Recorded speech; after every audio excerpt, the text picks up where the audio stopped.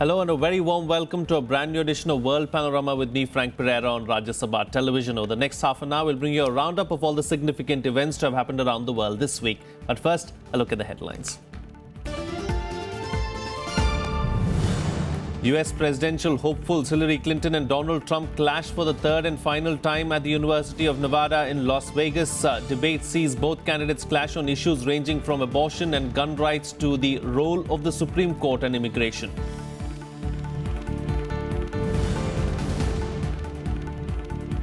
China rolls out the red carpet for Philippine president during his visit to Beijing. Rodrigo Duterte announces split from United States and China. Call for separation flummoxes Washington.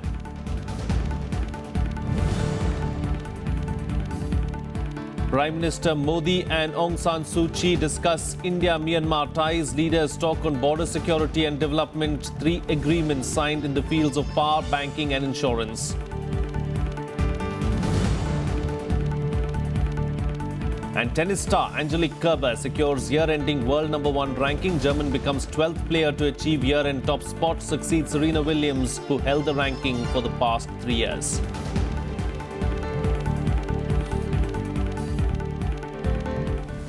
Well, US Democratic presidential nominee Hillary Clinton and her Republican rival Donald Trump clashed in the third and final debate at the University of Nevada in Las Vegas. The debate saw both candidates lock horns on issues ranging from abortion and gun rights to the role of the Supreme Court and immigration. Recent polls suggest Clinton is ahead nationally and also in key battleground states.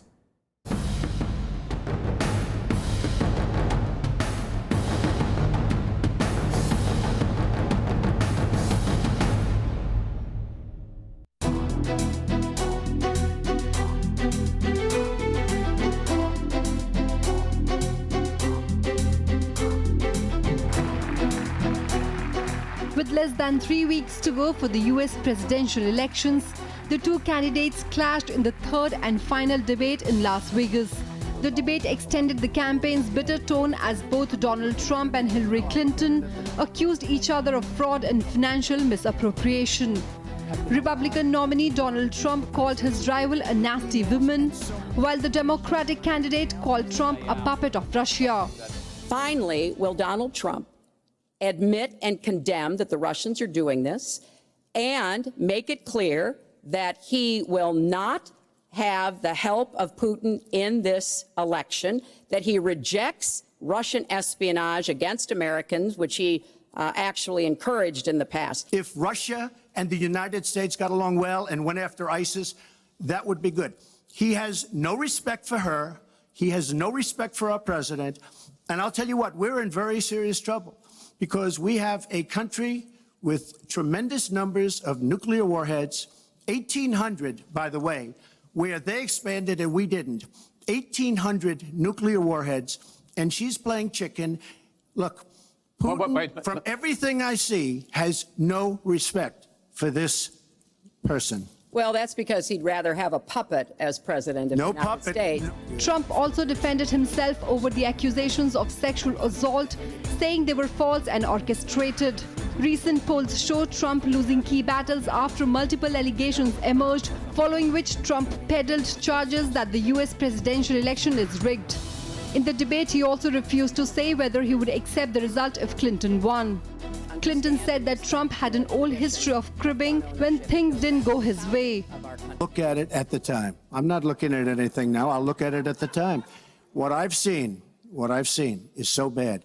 First of all, the media is so dishonest and so corrupt, and the pile-on is so amazing. The New York Times actually wrote an article about it that they don't even care. It's so dishonest, and they've poisoned the minds of the voters. But unfortunately for them, I think the voters are seeing through it. You know, every time Donald thinks things are not going in his direction, he claims whatever it is rigged against him. The FBI conducted a year-long investigation into my emails. They concluded there was no case. He said the FBI was rigged. He lost the Iowa caucus. He lost the Wisconsin primary. He said the Republican primary was rigged against him. Then Trump University gets sued for fraud and racketeering. He claims the court system and the federal judge is rigged against him. The two presidential rivals also had a heated debate on abortion, gun rights, role of the Supreme Court and immigration during the 90-minute showdown. The final debate is likely to influence a lot of voters. Currently, Clinton had a lead of 48.6% over Trump's 42.1% among potential voters. Bureau Report, Rajya Sabha TV. Well, joining me for a chat this week to talk about this, the final and the last debate of the US presidential election, is Mr. KP Nayar, consulting editor of the Telegraph. Mr. Nayar, welcome. Thank you for joining me on the program. What did you make of the final debate as far as, the competition between Donald Trump and Hillary Clinton are concerned? Frank, the final debate saw the process descending to unprecedented depths in terms not only of civility, but also in content. But the American political system, which is the world's oldest democracy, has built-in mechanisms for healing in this kind of situation. And that healing machinery has withstood the test of time. This year, however, that has not happened. For example, it is the convention during presidential election year that the last debate is immediately followed by something called the Al Smith dinner, which is where in New York the Archbishop of New York is flanked by both the candidates, and it's a Catholic charity dinner. And this dinner is watched almost as much as the debate itself. And at this dinner, the candidates poke fun at themselves and at the rival. But everything is in a good-humored move. But unfortunately, this year it was very different. I mean, there were some humorous points, but this year it fell flat by and large. Because you see, like we saw in the debate, Donald Trump's problem is that he cannot poke fun at himself, I mean, he said a few funny lines, but even the funny lines, for example, the most funny thing he said, he had to take a dig at his own wife, about how his wife plagiarized Michelle Obama's speech.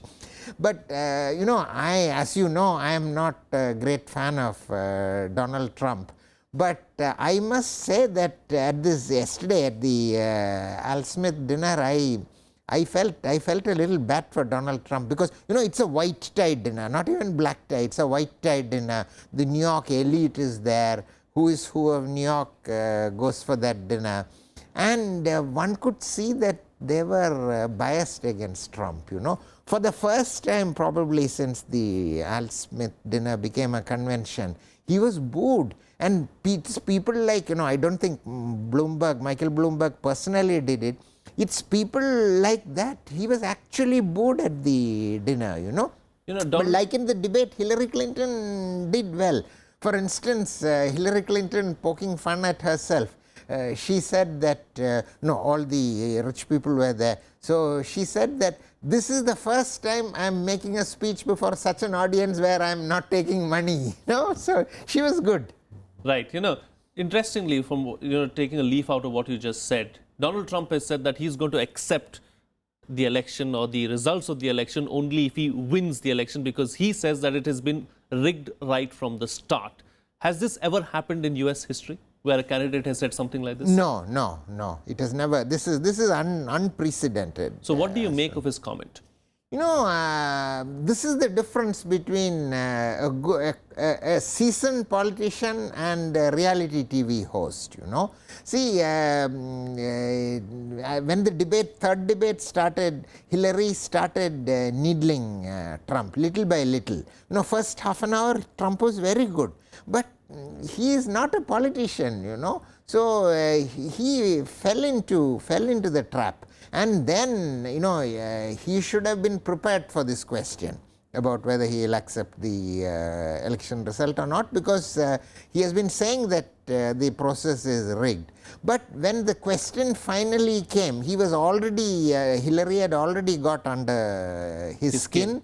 And he just gave up, I mean, he could easily have solved this problem by saying that, okay, I will not accept the result if there are major irregularities, or if something like what happened in Florida in 2000 happens, you know.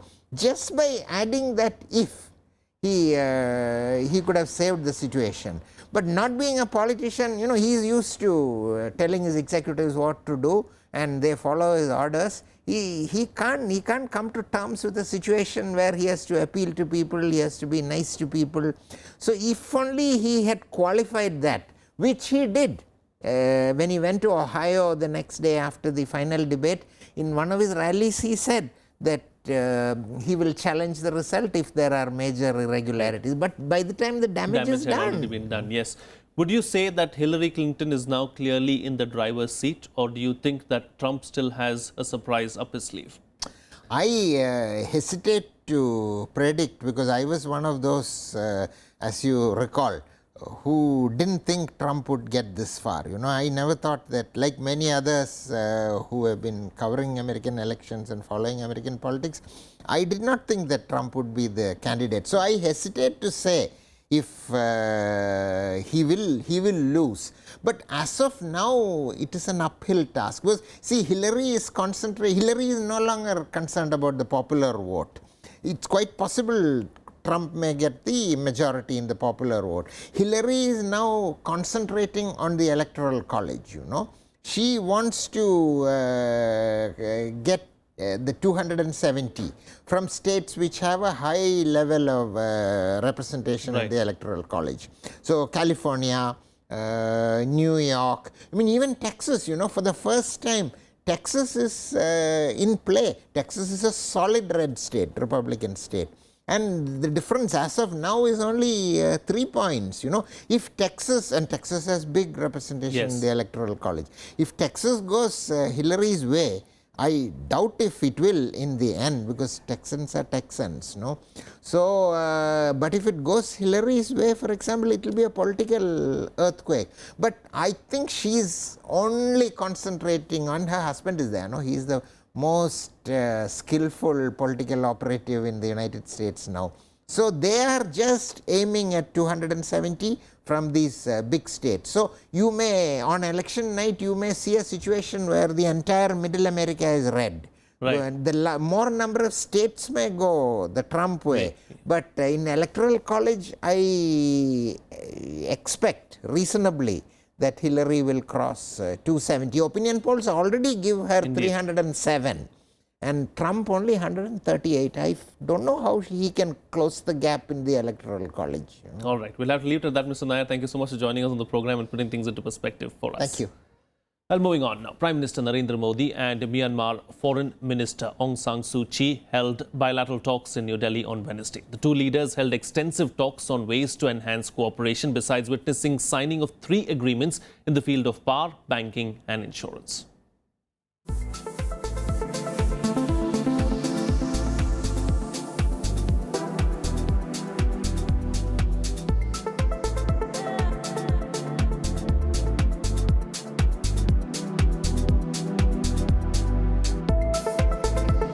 Prime Minister Narendra Modi met State Councillor and Foreign Minister of Myanmar Aung San Suu Kyi in New Delhi on Wednesday. Both leaders held delegation-level talks, following which 3 MOUs were signed between India and Myanmar. The agreements are aimed at boosting cooperation in sectors like power, banking and insurance. Extending support to India's neighbour, Prime Minister Modi expressed the government's commitment to the development of Myanmar. India has a robust development cooperation program with Myanmar, from the mega connectivity projects like Kaladan and trilateral highway to projects in the fields of human resource development. Today we have agreed to enhance our engagement in several areas, including agriculture, power, renewable energy, oil and gas, and financial sector. The Prime Minister hailed Suu Kyi as an old friend and praised her efforts in establishing democracy in Myanmar. Myanmar has commenced a new journey under your able leadership. It is a journey of hope and much promise. Let me assure you, Excellency, that as you lead Myanmar to become a modern, secure, economically prosperous, and better connected nation, India and its friendship will stand with you in full support and solidarity. Aung San Suu Kyi said she's always admired India for being the biggest and greatest democracy in the world. In our struggle, we have been helped greatly by the thoughts of Mahatma Gandhi and Jawaharlal Nehru, great leaders of the Indian independence movement, who have inspired us with their vision and with their belief in their people. We, as a nation struggling to make democratic culture take root in our country, believe in our people. Without a belief in our people, we could not think of setting up a democratic system of government. Suu Kyi also urged India to help Myanmar grow on the path of economic as well as political development. We have much to do. We are behind India in the field of development as well as in the field of politics, if you like, political development, both political and economic development. But we are confident that we will be able to make up for lost time with the support and understanding of our friends. This is why the capacity building programs that India is envisaging for us will be of tremendous help. Suu Kyi is on her maiden official visit to India after her National League for Democracy assumed power in Myanmar in March this year. She met President Pranab Mukherjee on Tuesday and attended the BRICS BIMSTEC summit in Goa on Monday. Bureau Report, Rajya Sabha TV. Well, it's time for a short break now, but still to come. Philippines President Rodrigo Duterte announces separation from the United States during his visit to China. Washington flummoxed by Duterte's remarks. White House to seek an explanation from Manila. That and much more still to come. Stay tuned. We'll be right back.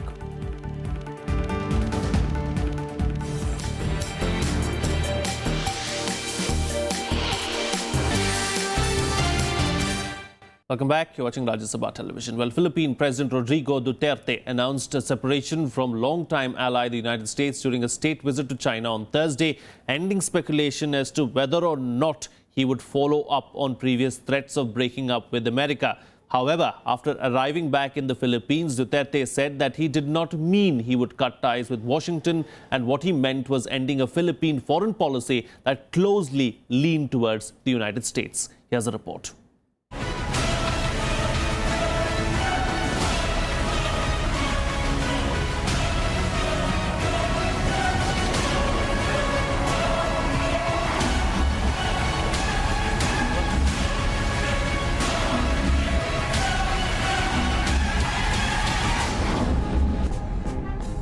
In this venue,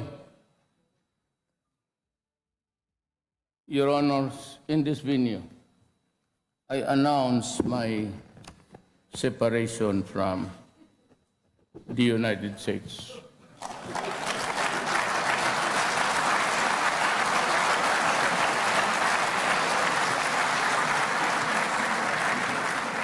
Both in military,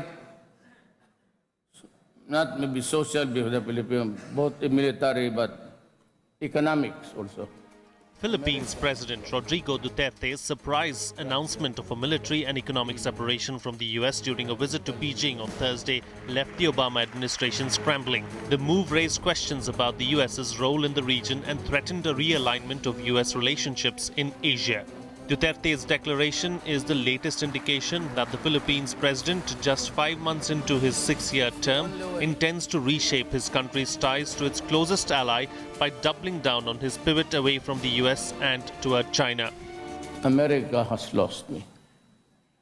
And will I realign myself in your ideological flow, and maybe I will also go to Russia to talk to Putin and tell him that there are 3 of us against the world: China, Philippines, and Russia. It's the only way. Duterte's comments risk disrupting not just US-Philippines ties, but US ties to the larger Asia-Pacific, a region that Obama has made a central pillar of his foreign policy ambitions. Though the White House is trying to emphasize the positive aspects of the long-standing relationship with the Southeast Asian island country, Duterte's comments provoked a swift response from Washington. Obviously, we're aware of this rhetoric, of course, and we still hold that it is inexplicably at odds with the very close relationship that we have with the Filipino people, as well as the government there on many different levels, not just from a security perspective. We are going to be seeking an explanation of exactly what the president meant when he talked about separation from the U.S. It's not clear to us exactly what that means in all its ramifications. Duterte's break from the U.S. on Thursday comes on the heels of other anti-U.S. moves and rhetoric. He recently called for ending joint military drills with the U.S. and in September he dismissed President Barack Obama as a son of a bitch, in part a response to U.S. criticism of his war on drugs. His hardline drug war tactics have raised concerns in Western capitals about extrajudicial killings, but China has expressed support for the campaign.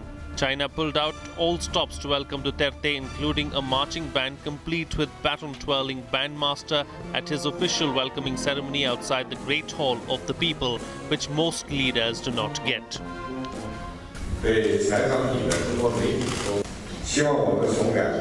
I hope we can follow the wishes of the people from the standpoint of mutually essential and common interest, and use this visit as an opportunity to push China-Philippines relations back on friendly footing and improve the relationship in all aspects. Duterte's latest outburst, less than 3 weeks before the US presidential election, casts further doubt on the 7-decade US-Philippine alliance and threatens to further undermine President Barack Obama's faltering pivot to Asia as a counterbalance to China's growing assertiveness. Potentially at stake is the enhanced defense cooperation agreement reached under Duterte's predecessor, allowing the United States to rotate ships, aircraft and personnel through 5 Philippines bases, an arrangement seen as crucial to projecting US military power on China's doorstep. Mindful of Duterte's volatile nature, the Obama administration has trod carefully so far, seeking to avoid provoking him even as it chides him over his deadly war on drugs. Bureau Report, Rajya Sabha Television. Well, much else has unfolded around the world this week. Here's a roundup of the other international news of the week in Globe Watch.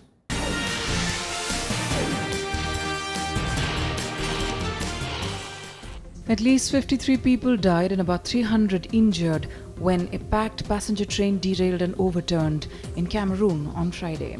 The train was travelling between the two biggest cities, Yaoundé and Douala, when it overturned near Eseka. There were 1,300 people on the train instead of the usual 600. Train was busier than usual as landslides caused by heavy rains have blocked roads across Cameroon. The Transport Minister said the death toll is likely to rise. North Korea conducted an unsuccessful launch of an intermediate-range missile on Wednesday. This was a second failed test in less than a week after the North's recent launch of the Musudan missile, which has an estimated range of 4,000 kilometers. It is said to be capable of hitting the US bases as far away as Guam. The missile has been tested 8 times this year with only 1 success. However, experts fear it could become operational as early as next year. Saudi Arabia has executed a member of the royal family for murder in a rare case involving one of the thousands of members of the House of Saud. Prince Turki bin Saud Al Kabir was put to death in the capital Riyadh for shooting dead a friend during a brawl. Kabir was the 134th person put to death this year. Amnesty International says the kingdom carried out at least 158 death sentences in 2015, making it the 3rd most prolific executioner after Iran and Pakistan. At least 4 people were killed in the Philippines as super typhoon Haima hit the country. The storm, which brought sustained winds of up to 225 kilometers per hour, made landfall over Cagayan in the north on Wednesday. Nearly 1 lakh people were evacuated from threatened areas as the storm approached. There was widespread damage overnight, with homes destroyed and power lines brought down. Authorities said 2 of those killed were buried in a landslide and 2 others buried in a shanty town in a mountainous region. China has launched 2 men into orbit in a project designed to develop its ability to explore space. The astronauts took off from the Jiuquan Satellite Launch Center in northern China. They will dock with the experimental Tiangong 2 Space Lab and spend 30 days there. This and previous launches are seen as pointers to possible crewed missions to the moon or Mars.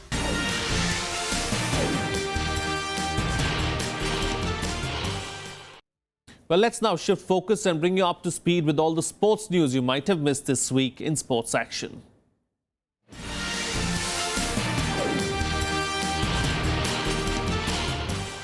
New UEFA President Alexander Seferin has said that the Champions League final could be played outside of Europe. The Slovenian will revive an open bidding process to host the final and is open to it being staged in New York. The 61 finals have all been held in Europe, but Seferin said travel to the US would be no problem for fans. He added to go from Portugal to Azerbaijan, for example, is almost the same if you go to New York from Europe. As it stands, UEFA awards the finals without any tendering process, with stadium hosts decided in secret by the leadership. Lionel Messi ran riot through Pep Guardiola's Manchester City defence as though it was a playground game, according to Barcelona coach Luis Enrique, as he savoured a dazzling 4-0 Champions League win. Inspired by Messi's hat-trick, Barcelona joined Arsenal, Bayern Munich and Paris Saint-Germain in registering important wins on Wednesday night.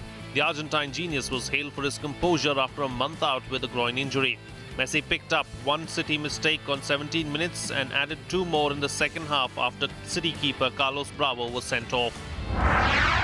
Former world number 1 Rafael Nadal ended his 2016 early on Thursday in a bid to fully recover from the left wrist injury that has plagued him this year. In a statement, the Spanish 14-time Grand Slam champion said he would play no more tournaments and would instead begin preparing intensively for the 2017 season. The 30-year-old left-hander was forced to pull out of the French Open before his third-round match and also missed Wimbledon because of the injury, although he returned to compete at the Rio Olympics, where he won a doubles gold medal with Marc Lopez. Germany's Angelique Kerber, who won 2 of the season's 4 Grand Slam titles, secured the year-ending world number 1 ranking on Thursday. Kerber is the 12th player to achieve the year-end top spot and only the second German woman after Steffi Graf, who achieved the feat a record of 8 times. Kerber became the oldest player to make her debut at number 1 on September 12th at 28 years of age. She succeeds Serena Williams, who held the year-end number 1 ranking for the past 3 years. Joseph Parker and Andy Ruiz Jr. will fight for the WBO heavyweight title vacated by Tyson Fury on the 10th of December. The news means the WBO belt would not be on the line if IBF heavyweight champion Anthony Joshua of Britain and Vladimir Klitschko of Ukraine agree to fight. Joshua's promoter Eddie Hearn has said terms were almost agreed with former champion Klitschko and hoped the IBF, WBO and WBA titles would be contested. But Ruiz Jr.'s promoter Bob Arum said the WBO has sanctioned the Parker bout.